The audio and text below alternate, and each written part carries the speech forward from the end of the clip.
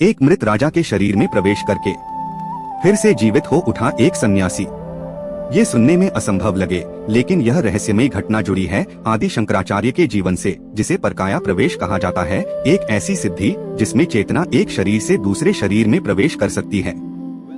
कहानी तब की है जब युवा शंकराचार्य अद्वैत वेदांत का प्रचार करते हुए महान विद्वान मंडन मिश्र के पास शास्त्रार्थ के लिए पहुँचे।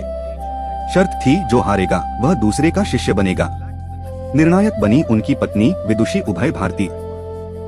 कई दिनों के गहन शास्त्रार्थ के बाद मंडन मिश्र पराजित हो गए, लेकिन तभी उभय भारती ने दृढ़ स्वर में कहा, मैं उनकी अर्धांगिनी हूँ और मुझे उनकी ओर से शास्त्रार्थ जारी रखने का अधिकार है।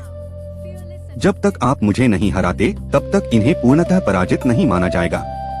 फिर उन्होंने अप्रत्याशित चुनौती दी, आपने वेद और आत्मा पर विजय पा ली, पर क्या आप कामशास्त्र के भी ज्ञाता हैं? और उसी विषय पर प्रश्न पूछने शुरू कर दिए।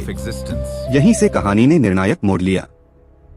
ब्रह्मचारी होने के कारण शंकराचार्य के पास इस विषय का अनुभव नहीं था। उन्होंने समय मांगा और एक असाधारण निर्णय लिया।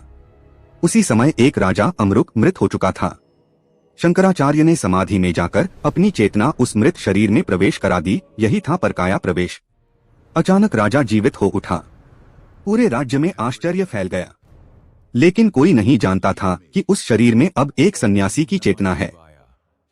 राजा के रूप में रहते हुए शंकराचार्य ने भोगविलास और कामशास्त्र का अनुभव प्राप्त किया। फिर समय पूरा होते ही अपने असली शरीर में लौट आए।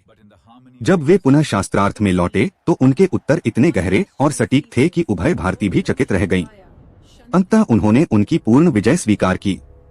ऐसी ही रहस्यमय कथाओं के लिए वीडियो को लाइक करें, चैनल को सब्सक्राइब करें और कमेंट में लिखें, महादेव की जय।